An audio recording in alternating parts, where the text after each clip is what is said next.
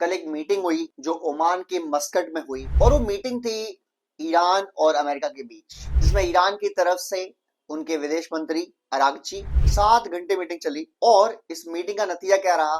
शून्य, जीरो, सन्नाटा, कुछ नहीं।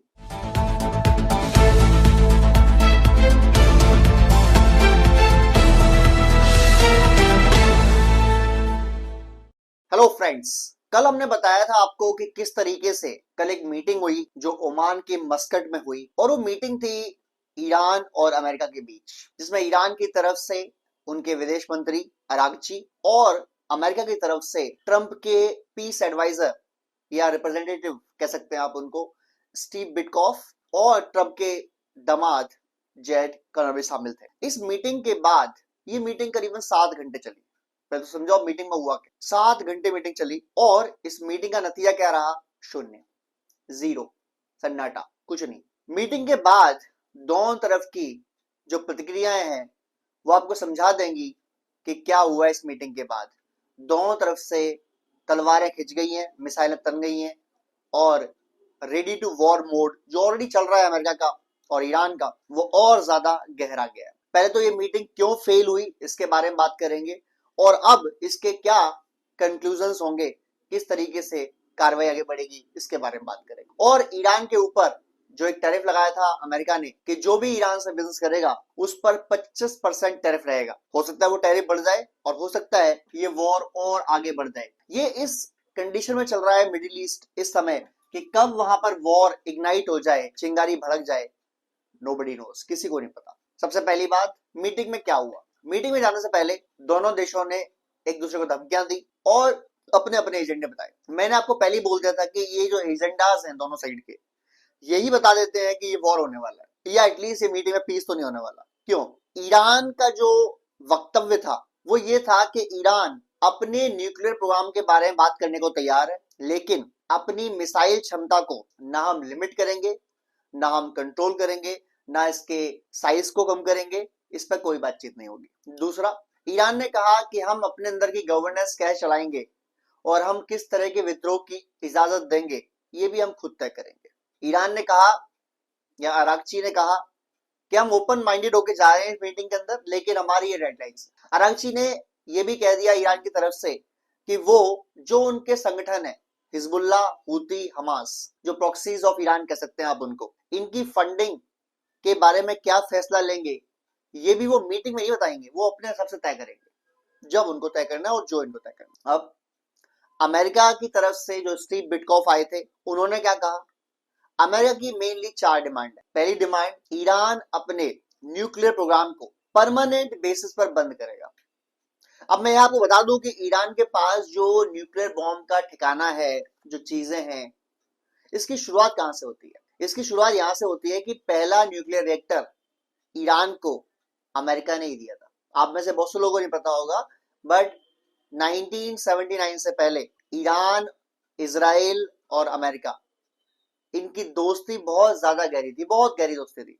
साथ खाना, साथ पीना, साथ उठना, साथ गाना, सब कुछ। और उस समय बिजली बनाने के लिए जो उस समय के शाह थे, जो राजा थे वहां के ईरान के, उनको अमेरिका ने एक न्यूक्लियर रिएक्टर दिया था कि अगर आप ईरान में इसको लगा लें तो इससे एक बहुत अच्छी बिजली बनेगी, बहुत अच्छी क्वांटिटी बिजली बनेगी और उस बिजली से, उस इलेक्ट्रिसिटी से आप अपने देश की जनता का भला कीजिए, फैक्ट्री खोलिए, उनको सप्लाई कीजिए, वगैरह वगैरह। 1979 में जब वहां इस्लामिक प्रोटेस्ट शुरू हो गए और शाह को वहां से भागना पड़ा और खामनेई के हाथ में सत्ता आ गई, उसके बाद ये जो न्यूक्लियर रिएक्टर्स थे इनके बारे में इनको पता भी नहीं था, क्योंकि मौलवी है, उनको ज्यादा ध्यान नहीं था कि यार ये रिएक्टर्स क्या होते हैं, न्यूक्लियर बॉम्ब्स क्या होते हैं, उनको नहीं पता था। तो लेकिन जब ईरान और इराक का वॉर हुआ तब उनको समझ में आया कि यार हमारे पास जो न्यूक्लियर चीज है, न्यूक्लियर बॉम्ब है या न्यूक्लियर रिएक्टर है, ये अच्छे हैं और इसका इस्तेमाल करना चाहिए हमें, ताकि हम अमेरिका को रोक सकें ईरान में आने से, या अल्टीमेट डेटरेंस होगा हमारा। ये जिस देश के पास न्यूक्लियर बॉम्ब होता है उससे कोई दूसरा देश जीतने की लड़ाई करेगा और पूरा देश कब्जा कर लेगा, इसकी संभावना 99% तो नहीं है। 1% हो सकती है अगर वो देश पाकिस्तान हो और हमला करना दे वाला देश भारत हो, तब हो सकता है कि हम पूरा पाकिस्तान छीन लें और न्यूक्लियर बॉम्ब के बावजूद हम ऐसा कर सके, अन्यथा मुश्किल है। तो ईरान ये चाहता है कि चाहता था भी और चाहता है भी कि वो न्यूक्लियर बॉम्ब हासिल करे। बट उन्होंने क्या किया, जब उनको समझ में आया, उन्होंने कहा हम न्यूक्लियर प्रोग्राम शुरू कर रहे हैं, और ओपनली कहा कि हम शुरू कर रहे हैं, और हम इस न्यूक्लियर प्रोग्राम से बिजली बनाएंगे, हम इसे पीस प्रोसेस में डालेंगे, ना कि इसका बॉम्ब बनाएंगे। बट उन्होंने क्या किया पीछे पीछे, उनको कोई मतलब नहीं बिजली बिजली से, उनको मतलब ये है कि न्यूक्लियर बॉम्ब बन जाए। बट दुनिया क्या बोलेगी, बॉम्ब बोलेंगे को बनाने देगा नहीं, उनको लड़ने पहुंच जाएंगे। तो उन्होंने कहा कि हम इलेक्ट्रिसिटी बना रहे हैं, the technologies are very same. अब जिस न्यूक्लियर टेक्नोलॉजी से बॉम्ब बनाते हैं उसी टेक्नोलॉजी से बिजली बनती है, या बिजली बनाते हैं उसी टेक्नोलॉजी से बॉम्ब बनता है। तो लगभग ईरान, ऐसा माना जाता है, इसराइल का ये मानना है कि ईरान 95 to 98% यूरेनियम का संवर्धन उस लेवल तक कर चुका है कि जहां वो बॉम्ब बन सकता है। और ये बहुत क्लोज है, 6 महीने, 1 साल, 2 साल, उससे ज्यादा दूर नहीं है ये। मीन्स अगर ईरान दिन रात काम करे तो 1-2 साल के अंदर न्यूक्लियर बॉम्ब की टेस्टिंग कर देगा, न्यूक्लियर बॉम्ब ले लेगा। ये शुरुआत में किसने चलाया, चाइना के थ्रू नॉर्थ कोरिया, और नॉर्थ कोरिया से ईरान। और नॉर्थ कोरिया खुला खेलता है जी, नॉर्थ कोरिया कहता है हमने दी मिसाइल्स, बिगाड़ लो तो बिगाड़ना अमेरिका को, वो सीधा धमकी देता अमेरिका को। उसके बाद मिसाइल्स हैं जो डायरेक्ट मार सकती है अमेरिका तक, 10-10 हजार किलोमीटर तक की आईसीबीएम है, और वो दुनिया से कोई लेना देना नहीं है, ना उसे इससे मतलब कि भुखमरी है, ना उसे मतलब कोई मतलब नहीं उसको, उसका इससे मतलब है कि मेरा देश मैं चलाऊंगा, जो किम जोन उन है, और बाकी दुनिया जाए बाहर में। तो चाइना जो भी काम करता था जो दुनिया के सामने में नजरों में गलत है, उसको नॉर्थ कोरिया से करवाता है। सेम चाइना ने किया, पाकिस्तान को न्यूक्लियर बॉम्ब दिलवाए नॉर्थ कोरिया के थ्रू, सेम वो ईरान के थ्रू कर सकता है डायरेक्ट। अब वो कर रहा है कि नहीं कर रहा है, नोबडी नोस, किसी को नहीं पता। ईरान के पास इतनी लंबी दूरी की मिसाइल कहां से आई, 2-2 हजार 2,500 किलोमीटर तक की मार करने वाली मिसाइल कहां से आई, इसकी टेक्नोलॉजी कहां से आई। America, European countries, west countries देंगी नहीं। पाकिस्तान से भी लड़ाई है ईरान की, तो पाकिस्तान भी देगा नहीं। बचा कौन, चाइना। लेकिन चाइना डायरेक्टली देगा नहीं, तो चाइना ने दिया किसको, चाइना ने कहा अपने दोस्त किम जोन उन को कि ले भाई ये माल ले, इसको पहुंचा दे ईरान तक, फिर तेरे को तो कोई टेंशन वैसे भी नहीं है, इज्जत की है बेइज्जत की, तो रख ले इसको। और किम जोन उन ने कर लिया काम। अब ईरान के पास इस समय वो टेक्नोलॉजीज हैं। अब दूसरा, स्टीव बुटकॉफ कहते हैं कि चलो न्यूक्लियर बॉम्ब आप बंद कर दो बनाना, आप चाहो तो कार्य कर सकते हो मिसाइल्स के ऊपर या नहीं, ये हम देखेंगे। तो ईरान कहता है कि हम न्यूक्लियर बॉम्ब का प्रोग्राम रोकने तैयार है, हालांकि 100% रोकने तैयार हुए ऐसा उन्होंने नहीं कहा। उन्होंने कहा हम बिजली बनाना चाहते हैं इसकी, पर हम ये चाहते हैं कि यार हमारा पूरा काम बिल्कुल ना रोका जाए, पर फिर भी हम ओपन टू इट है, बात कर सकते हैं। स्टीव बिटकॉफ ने जो सेकंड बात कही, उस पर ईरान के विदेश मंत्री अरागची ने साफ मना कर दिया कि नहीं जी, तो पॉसिबल ही नहीं है। स्टीव बिटकॉफ ने कहा कि भाई ऐसा है, अमेरिका चाहता है कि आप अपने मिसाइल प्रोग्राम को बंद कर दें, इसके अलावा जो इसकी दूरी है, इसकी जो रेंज है, वो आप लिमिट कर दें 700-800 किलोमीटर तक या 500 किलोमीटर तक, इतना लिमिट कर दें कि वो इसराइल तक ना पहुंच सके। जबकि इस समय जो खुर्रम शहर मिसाइल का नाम है, हालांकि ऐसा मानना है बहुत से लोगों का, इनके पास ऑस्ट्रिंग मिसाइलें भी हैं जो रशिया ने दे दी है इनको, इनके पास DF-21 मिसाइल भी है जो चाइना ने दे दी है इनको।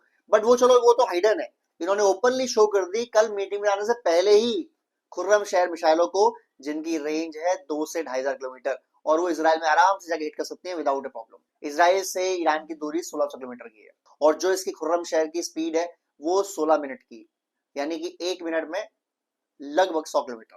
तो ये 16 मिनट के अंदर इसराइल में पहुंच सकती है। ऐसी 4 मिसाइलें ओपनली ईरान ने दिखा दी इसराइल को, अमेरिका को, कि यार वी आर रेडी, हम हिट कर सकते हैं और मार सकते हैं आपको। और जब अमेरिका के स्टीव बिटकॉफ ने कहा कि यार ये मिसाइल प्रोग्राम बंद करना पड़ेगा, इनकी रेंज कम करनी पड़ेगी, ईरान ने बोला नो। ईरान ने बोला नो जी नो, ये नहीं होगा, हम ये मिसाइलें रखेंगे, और हम मिसाइलें रखेंगे क्योंकि हमारे डेटरेंस है ये। अगर हमारी मिसाइलें नहीं होंगी तो क्या गारंटी है कि इसराइल हमला नहीं करेगा, क्या गारंटी है हम पर अमेरिका हमला नहीं करेगा। और इन 2000 किलोमीटर की रेंज में इसराइल तो डायरेक्टली आता है, अमेरिका के मिडिल ईस्ट के लगभग सारे बेसिस आते हैं। अमेरिका की मेन लैंड में चलो हम हमला नहीं कर सकते, ईरान का मानना है, लेकिन अमेरिका के बेसिस पर तो अमेरिकी सैनिक है, हम वहां हिट कर सकते हैं। और अमेरिका के लगभग 50 बेसिस है पूरे मिडिल ईस्टर्न कंट्रीज में। ये उनको बहुत ज्यादा स्पेस देता है अटैक करने के लिए, हमला करने के लिए ईरान के ऊपर, लेकिन ये उनको उतना ही वल्नरेबल बनाता है। यानी 50 जगह है ईरान के पास हिट करने के लिए, मारने के लिए 50 जगह। अब तो ईरान ने कहा नहीं जी, मिसाइल तो हम नहीं रोकेंगे जी, मिसाइल तो हमारी संख्या ही बढ़ेगी।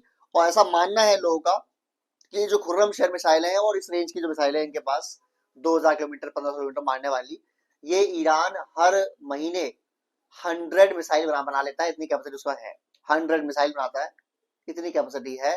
इसके अलावा उनके आर्सेनल में, उनके जखीरे में इस समय 2500 से 3000 मिसाइलें ऑलरेडी अवेलेबल है, यानी मारने। तो इस पर बात बनी। फिर ईरान ने साफ कह दिया स्टीव बिटकॉफ ने बोला कि आप जो प्रदर्शन कर रहे हैं, आप इनको गोलियां मार रहे हैं, आप इनको फांसी चढ़ा रहे हैं, आप ये मत करिए।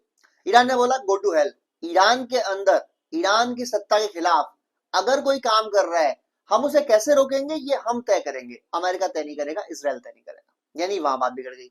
चौथा पॉइंट, ईरान को कहा गया कि ईरान जो भी तेल ऑयल बेचेगा वो अमेरिका से पूछ के बेचेगा, अमेरिका की डॉलर से बेचेगा। ईरान ने कहा नो जी नो, नॉट पॉसिबल, नहीं होगा ये तो हुई बात जिसकी वजह से बात बिगड़ गई, और बात बिगड़ते ही ईरान पर 25% टैरिफ लगा दिया ट्रंप ने। उसका पहला हमला टैरिफ का ही होता है, टैरिफ का। उसने कह दिया जो भी बिजनेस करेगा, जो भी धंधा करेगा ईरान से 25% टैरिफ वो देगा अमेरिका को, जब भी वो अमेरिका में माल बेचने आएगा। और सबसे पहले कौन पिसा इसमें? South Africa. अब आगे क्या होगा? जॉर्डन के अंदर, सीरिया के अंदर, इराक के अंदर, ओमान के अंदर, सऊदी अरेबिया में, कतर में, लगभग हर जो नियरेस्ट बेस है ईरान का, वहां पर third missile defence system, patriot missile defence system, और उसके अलावा फाइटर जेट्स की स्क्वाड्रन्स भेजा रही हैं। 8 स्क्वाड्रन और भेज दी गई हैं। 8 का मतलब होता है लगभग 150 फाइटर जेट्स और आ गए हैं एक्स्ट्रा। यानी अब ईरान के चारों तरफ अमेरिका के लगभग 700 से 800 फाइटर जेट्स हैं, 700 से 800। बिकॉज जब वॉर होगा, इनको पता है कि ईरान, जब ये लड़ाई होगी कि ईरान खत्म हो सकता है, तो ईरान अपने जो स्वान ड्रोम्स हैं उनको छोड़ेगा, और बहुत ज्यादा उनके पास, ऐसा माना जाता है उनके पास वो जो स्वान ड्रोम्स हैं वो 10 से 12 हजार है। और जब ये गिरेंगे तो इनको रोकने के लिए जो डिफेंस सिस्टम है उनकी मिसाइलें कम पड़ेंगी, तो फाइटर जेट्स की मिसाइल से मार जाएगा इनको। जो फाइटर जेट्स है वो गिराएंगे इनको, जिसकी कल टेस्टिंग भी हुई है, कल बल्कि परसों, जब एक ड्रोन जो अमेरिका के अब्राहम लिंकन युद्धपोत के काफी नजदीक पहुंचने वाला था, तो 200 किलोमीटर पहले इसको F-35 फाइटर जेट ने गिराया, ताकि जब हमला करे अब्राहम लिंकन या जॉर्ज बुश, वो भी आ गया वहां पर अब, यानी 2 युद्धपोत आ चुके हैं, तीसरा भी आने वाला है, 3 पहुंचने वाले हैं। तो ये जो तीनों घेर के बैठेंगे, जब इनमें लड़ाई होगी तो ये अटैक मोड में रहे, ना कि डिफेंस मोड में आए। डिफेंस मोड में कब आएंगे? जब इनके ऊपर ड्रोन उड़ना शुरू हो जाएंगे। तो तब तक ये कौन बचाएगा इनको? F-16, F-35, F-18, F-22, ये सब बचाएंगे इनको। तो ये फाइटर जेट्स की फ्लीट पहुंच रही है, और ये संकेत दे रहा है कि मिडिल ईस्ट में किसी भी दिन आपको सुनने मिल सकता है कि हमला हो गया, लड़ाई शुरू हो गई। अगली बातचीत कब होगी? कोई डेट टाइम फिक्स नहीं है। अरागची ने बोला कि कोई महत्वपूर्ण चीज में निकली नहीं है, अगली बातचीत अगली डेट के बाद होगी।